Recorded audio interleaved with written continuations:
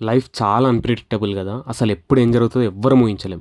Hello అమ్మ ఇప్పుడే bus ఎక్కుతున్నా పొద్దున కల్లా ఆఫీస్ రీచ్ అయితా అని ఒక కొడుకు బస్ ఎక్కే ముందు వాళ్ళ అమ్మకి కాల్ చేసి చెప్పిండు. పొద్దున 6 గంటలకల్లా బెంగుళూరులో దిగుతా అన్న తన కొడుకు 9 అయితున్నా ఇంకా ఫోన్ చేయలేడేందా అని చెప్పి కొడుక్కి ఫోన్ చేస్తే ఫోన్ ఏమో స్విచ్ ఆఫ్ వస్తుంది. ఏం జరిగిందా అని భయపడుతూనే ఉంది. అదే టైంలో ఆమెకు ఫోన్ వచ్చింది. కొడుకే ఫోన్ చేసిండేమో అని సంతోషంగా ఫోన్ తీసింది. కానీ అటు సైడ్ నుంచి మాట్లాడుతున్న వ్యక్తి, నేను ఎస్ఐనమ్మా, మీ కొడుకు ఇట్లా బస్ ఫైర్ యాక్సిడెంట్లో చనిపోయాడు అనగానే ఒక్కసారిగా ఆ మాట విన్నమ్మ ఏం చెయ్యాలో తెలియని స్థితిలో అక్కడికక్కడే కుప్పకూలిపోయింది. ఇలాంటి సంఘటనే మన కర్నూల్లో మన తెలుగు రాష్ట్రాల ప్రజలకు ఎదురైంది. అసలు ఏం జరిగిందంటే కావేరీ ట్రావెల్స్లోని ఏసీ బస్సు నైట్ హైదరాబాద్ పటంచెర్లో స్టార్ట్ అయ్యి మార్నింగ్ కల్లా బెంగళూరు ఏరుకోవాలి. కానీ అది జర్నీ మధ్యలోనే ఫైర్ యాక్సిడెంట్ అయింది. నైట్ బస్ ఎక్కిన ప్రతి ఒక్కరు పొద్దున కల్లా మా గమ్యాన్ని మేము చేరుకుంటామనే ఆనందంతో పడుకున్నారు. కానీ వాళ్ళకి తెలియదు కదా అదే వాళ్ళ చివరి ప్రయాణం అవుతుందని. బస్సు పటంచెర్లో 10 to 10:30కి స్టార్ట్ అయింది. బస్ రూట్ ఎట్లుంటుందంటే శంషాబాద్, కర్నూలు హైవే, అనంతపూర్, హిందూపూర్ అండ్ తర్వాత Karnataka border towards to Bengaluru. Bus 2 నుంచి 3 AM మధ్యలో కర్నూలు అవుట్స్కట్స్ దాటి చిన్న టేకూరు అనే విలేజ్కి వచ్చింది. అదే టైంలో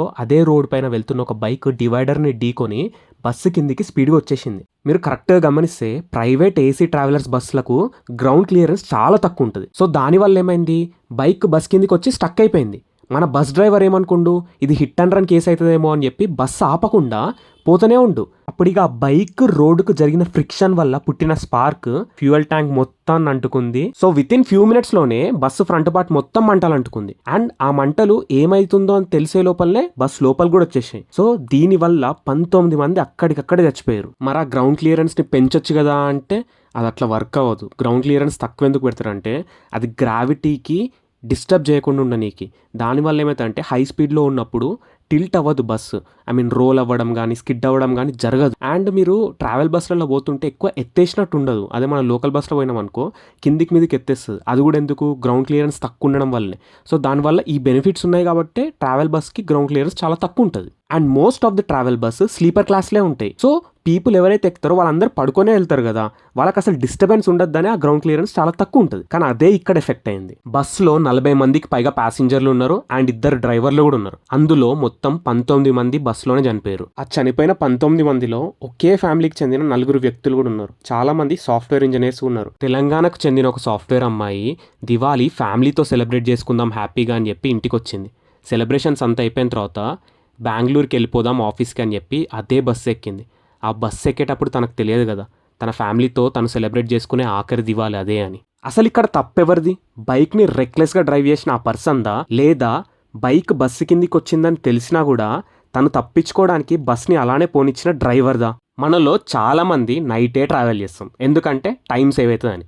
నైట్ పడుకున్నాం అనుకో బస్సు ఎక్కి పొద్దున కల్లా మన డెస్టినేషన్ రీచ్ అయిపోతామని చెప్పి ఒక ధీమా ఉంటుంది. అండ్ వన్ డే కలిసి వస్తుంది కదా. అదే పొద్దున ట్రావెల్ చేసినాం అనుకో ట్రావెలింగ్లోనే డే అంతా పోతుందని చెప్పి నైట్ ట్రావెల్ చేస్తాం. కానీ మనం ఎంతవరకు థింక్ చేస్తున్నాం అది సేఫా కాదా అని చెప్పి. అండ్ మనం బస్సు ఎక్కేటప్పుడు అసలు 1% అని ఆలోచిస్తున్నామా ఆ బస్సెస్ సేఫ్టీయా కాదా అని చెప్పి. అండ్ అది తప్పు మనది కూడా కాదు. మనం ఈ సిస్టమ్కి అట్లా అలవాటు పడిపోయినాం.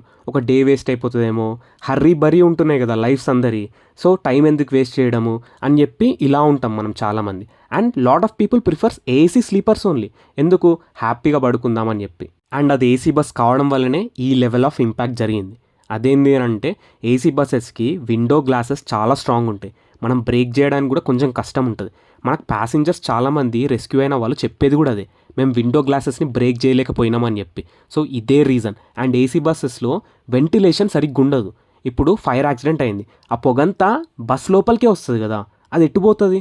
సో దానివల్ల ఇంకెక్కువ సఫికేషన్ అయ్యి ఆక్సిజన్ లెవెల్ తగ్గిపోతాయి. దానివల్ల ఇంకా చాలా డెత్సెస్ కూడా పెరుగుతాయి.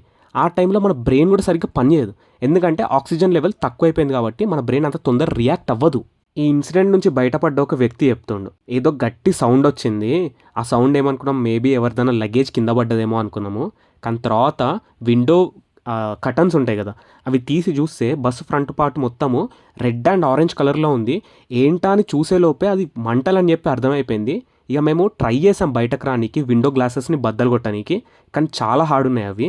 దాని తర్వాత బస్సు ఫ్రంట్ పార్ట్లోనే డ్రైవర్ దగ్గర ఒక విండో దగ్గర హాఫ్ బ్రేక్ అయి ఉంటే అందులో నుంచి బయటపడ్డాం 4. దాని తర్వాత ఒకరు అట్లా బయటపడ్డారు అని చెప్పి చెప్పిండు. సో దీన్ని బట్టి నువ్వు అర్థం చేసుకో వాళ్ళకి ఎంత ఇబ్బంది అయింది అసలు అందులో నుంచి బయటపడనీకి అని చెప్పి. ఒకటి, విండోస్ చాలా స్ట్రాంగ్ ఉంటాయి. 2 ఏంటంటే ఆక్సిజన్ లెవెల్ తక్కువ అయిపోతుంది. బేసికల్గా ఏసీ బస్సులలో ఆక్సిజన్ లెవెల్ తక్కువనే ఉంటుంది. ఈ పొగల వల్ల ఇంకా తక్కువవుతుంది. నీకు ఆక్సిజన్ తక్కువైందనుకో, బ్రెయిన్కి ఆక్సిజన్ అందకపోతే నీకు బ్రెయిన్ ఫంక్షనింగ్ సరిగ్గా ఉండదు. దానివల్ల ఏం చేయాలో కూడా అర్థం కాదు. గవర్నమెంట్ చనిపోయిన వాళ్ళకు 5 lakhs అండ్ ఇంజూర్ అయిన వాళ్ళకు 2 lakhs ప్రకటించింది. కానీ దానివల్ల యూజ్ ఏముంటుంది? వాళ్ళకి ట్రోమా లైఫ్ లాంగ్ ఉంటుంది. ఇలాంటి ఇన్సిడెంట్స్ మళ్ళీ రిపీట్ కాకుండా చూడాలి మనం. అండ్ ఇక్కడ ప్రతి ఒక్కరిది తప్పు ఉంది. ఆ బైక్ డ్రైవ్ చేసిన వాడిది ఉంది, ట్రావెలర్స్ ఉంది, అండ్ బస్ డ్రైవర్ది కూడా ఉంది. బస్ డ్రైవర్ ఆపకుండా వెళ్ళిపోవడానికి రీజన్ ఏంది? హిట్ అండ్ రన్ కేసు అవుతుందేమో అని చెప్పి వాడు భయపడి వెళ్ళిపోతూనే ఉండు. వాడు అనుకోడు కదా ఫ్రిక్షన్ అయి మంటలు వచ్చి బస్ అంతా తగలబడుతుంది అని చెప్పి. సో వాడేం కాన్షియస్గా చేసింది కాదు, కానీ వాడు చేసింది కూడా తప్పే. ఇన్సిడెంట్ జరిగిన తర్వాత మనం రియాక్ట్ అవ్వడం వల్ల యూజ్ ఏముండదు భయ్యా. ఇన్సిడెంట్ ముందే ప్రికాషన్స్ గట్టిగా తీసుకుంటేనే మనం ఇలాంటి ట్రాజడీలని ఆపగలుగుతాం. అండ్ గవర్నమెంట్ సైడ్ నుంచి ఇంటర్ స్టేట్ బార్డర్స్లో ట్రావెల్ చేసే ఏ ప్యాసింజర్ వెహికల్ అయినా సరే కంప్లీట్ నార్మ్స్ క్లియర్ చేస్తేనే వాటికి పర్మిట్ ఇవ్వాలి, లేదంటే వాటిని హోల్డ్ చేయాలి. మోడ్ ఆఫ్ ట్రాన్స్పోర్ట్స్ ఉంటాయి కదా, like flight, ship, train and buses అని. దీంట్లో వరస్ట్ సేఫ్టీ ఫీచర్స్ ఉన్నది ఏదైనా ఉందేనంటే అది బస్ మాత్రమే. మీరు అనుకోవచ్చు ఫ్లైట్స్ అని చెప్పి, నో భయ్యా, ఫ్లైట్స్ ఆర్ హైలీ సేఫ్. మరి మొన్ననే ఫ్లైట్లో కూడా చనిపోయారు కదా అంటే అవి యాక్సిడెంట్స్ భయ్యా. బట్ మనము ఇవి చూసుకున్నాం అనుకో, ఏ దాంట్లో సేఫ్టీ తక్కువ ఉందని చెప్పి బస్ ట్రాన్స్పోర్ట్లోనే సేఫ్టీ చాలా తక్కువ ఉంటుంది. అది ఎవ్వరికి తెలియదు కూడా. అసలు ఇంకా బాధాకరమైన విషయం ఏంటంటే ఆ పీపుల్ చనిపోవడం కంటే వాళ్ళ బాడీస్ని ఐడెంటిఫికేషన్ చేస్తారు కదా, వాళ్ళ రెస్పెక్టివ్ ఫ్యామిలీని తీసుకొచ్చి DNA టెస్ట్ చేసి ఆ బాడీస్ని వాళ్ళకి అప్పగిస్తారు కదా, అది చాలా ట్రామా భయ్యా. వాళ్ళని లైఫ్ లాంగ్ వెంటాడుతూనే ఉంటుంది. లైఫ్ ఈజ్ అన్ప్రిడిక్టబుల్ కదా, ఒక్క నిమిషంలో మొత్తం మారిపోతుంది. కర్నూల్ బస్ ఫైర్ యాక్సిడెంట్లో చనిపోయిన ఇన్నోసెంట్ పీపుల్ అందరికీ మై డీపెస్ట్ కండోలెన్స్.